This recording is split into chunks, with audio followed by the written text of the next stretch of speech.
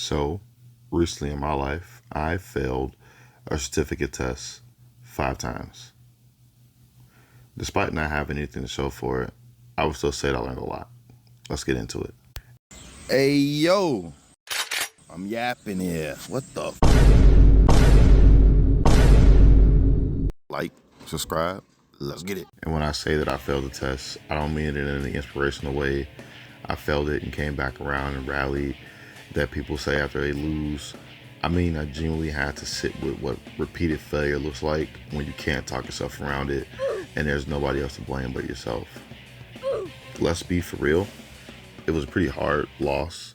It was harder still when, your cohort is crushing it to the tune of about 20 people acing the test while you flopped it after studying egregiously for what's essentially product knowledge for a product that you work with daily that has already been phased out by now.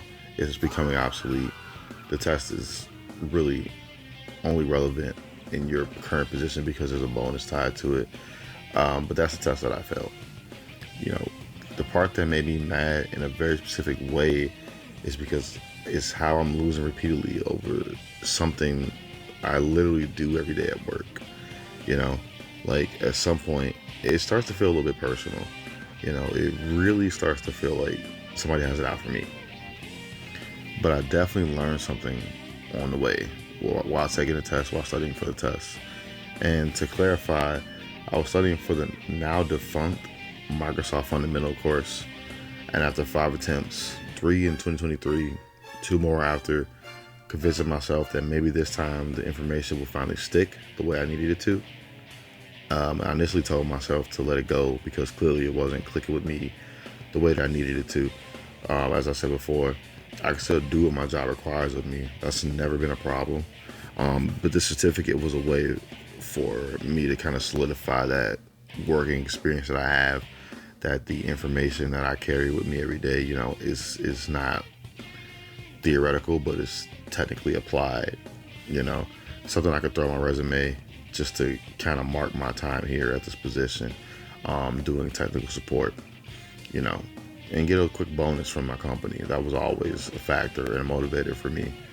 But, pride is a funny thing because once you fail something enough, passing stops being about the reward and starts being more about proving the failure wrong, which I think was part of my problem here in processing the test overall. And that knowledge would have helped, it would have helped to have the hindsight knowledge that this is a pride thing for me. But I'm just starting to think, or at this point, I know that it was never meant for me to pass a specific test. And even though that's the case, I can at least take something from the process of taking it and bombing it repeatedly. Like, let's start here. I am a bad test taker. Even when I study, knowing the material and surviving the test conditions are apparently 2 separate skills, and I'm only trained to study so far.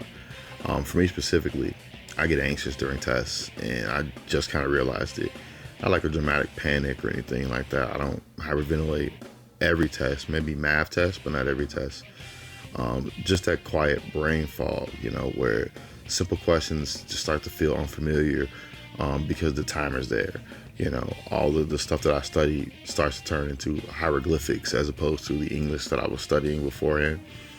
I probably should really look into why that test, or why tests in general, make me get this way, because clearly studying more alone without a group isn't really fixing it. Historically, I've always been bad at tests unless I know exactly what I'm testing for.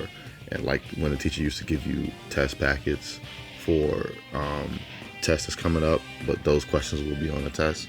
I was good at studying for those, but that was more repetition and regurgitation and not really being tested on my knowledge, I suppose. Another thing I took away from this is that just because everybody around me isn't struggling, it doesn't make me look bad.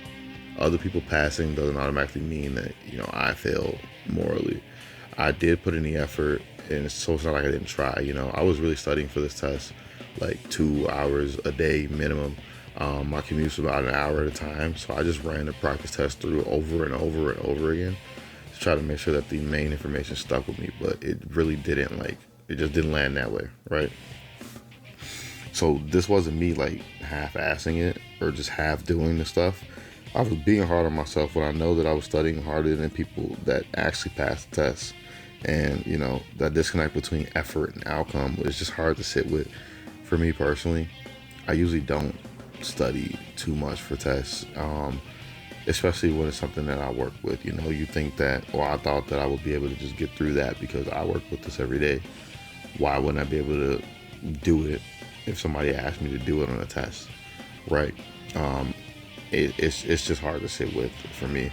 But I'm learning how to just sit with that and kind of let it go, release these things, because the longer I sit with it, the more it starts to affect other areas of my life, especially for this test that really was only relevant to like my job at this point in time. And it was just like resume fluff, like I said earlier, you know. So I didn't pass, I didn't get a bonus, I didn't get a certificate.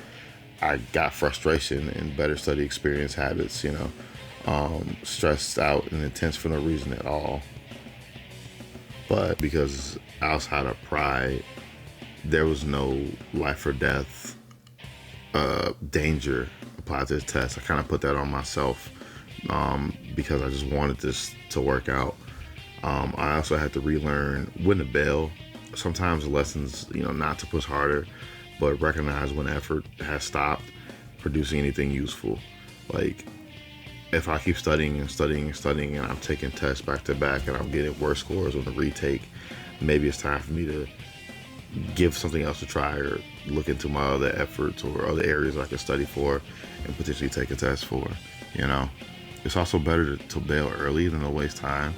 Like, the longer that I stayed attached to this test, when it wasn't moving, the more expensive it ultimately became, I should have just not taken it again the fourth and fifth time, knowing that the first, second, and third time I really tried as hard as I could to study for that. Again, I could have always studied more. I could have done more active recall, like flashcards and stuff, but like I could have also let this go and been fine.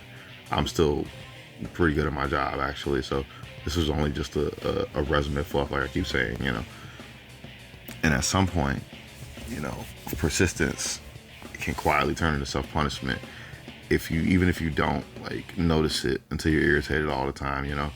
Like, I'm pretty sure your grandma, my grandma, definitely say, if it ain't working, don't try to force it. Try to do something else. Work smarter, not harder situation.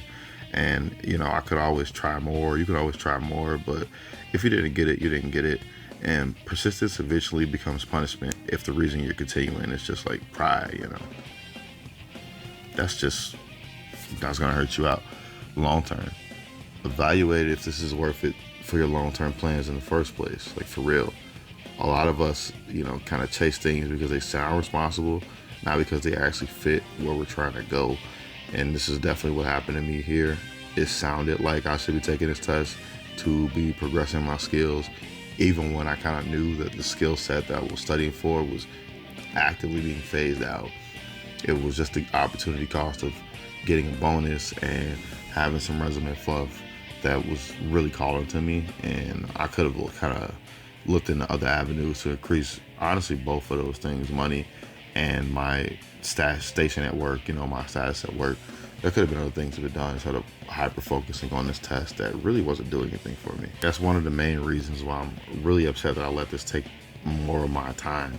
And I want, everybody listening to take this advice as well, is that it really took away from other things that I cared about and wanted to be doing. I really stalled on my channel here, for example, and I was focused on studying for this for about 2 months at this point, because I knew it was going to be a hard thing for me. So I bought the test out in advance to try to study for it. But that obviously didn't work out. So I think that going, forward here, if something that I need to study for or something I need to take care of is taking up too much of my time, I might just, section that time off a little bit more, a little bit more or a little bit better to get the results that I need, but also not neglect everything else that I'm currently doing or trying to achieve. I'm trying to do pyrography, for example, and this is just taken away from me doing that and my YouTube, as I stated here. It was also ultimately embarrassing here. I opened up to my boss about it, and I don't know why I did that, because realistically, what can he do about a third-party sponsored test? and maybe I look bad, and maybe I need to figure out or reconfigure my path here, but it's not the end of the world, because I really don't feel like I should have talked to my boss about that. It wasn't like he could help. It was just me crying out, in a way. Not actually crying, but just reaching out to be seen. But like, this is a supplementary test. I could have just kept this to myself, you know? Like, the ultimate thing, I guess, for this is that a bad chapter isn't the same thing as a bad future. I probably look better persisting until the last minute, like, to my boss. So I guess I could take solace in the fact that I didn't, like, blow anything or anything like that. But it still feels like, it still sucks. But hey, I did try this 5 different times. Nobody would try that if they weren't trying it authentically. So that has to look good for persistence sake. And that's just a silver lining you can take when you have to do these things. You do ultimately look like you're more responsible for doing so. And that's the best we can hope for sometimes. I'm also working full time. I have family responsibilities and bills to pay. And while I'm trying to improve with this test for my career, life is still very much happening on the outside. And that's not to scapegoat it. I'm not trying to, oh no, life is too busy, I couldn't study for my test. That's not what's going on here. But like, being realistic with you guys and myself, that did play a factor in it. I'm not in college anymore. I'm not in high school anymore where I can like block off my day after I do my chores and study. It's a lot harder to do so now. I'm a grown ass man, dog. Granted, it's doable, and I need to figure that out, but it is a lot harder, and that bears to be, reckoned with when it comes to thinking about these things. But it's just what you have to do, man. Ultimately, to be really real with y'all, I'm salty. I'm really salty. I'm salty as hell, even. Down here, salt is a way of life. Obviously, the environment down here is all salt. The ceiling's salt, the floor is salt, the walls are salt, and to an extent, the air is salt. And you breathe that in, and you can constantly taste the salt. Well, luckily for me, I like chips, so I manage, But I think my biggest takeaway is that I can't pour myself fully into a career that's not my main goal here. I like tech, but I don't know if I love it. And maybe it's just where I am now. The tech sector is always improving and changing, and maybe I'm just not in the correct avenue to apply my skills. So that's always something, to look for here. It's just the reality of it is, I like tech, but I don't love it. The landscape is getting really involved and kind of theoretical in ways that don't really excite me enough to keep me sacrificing myself for it. I feel like what I want now is to throw that energy into something more aligned with me, my art, this channel, things that actually feel personal to me.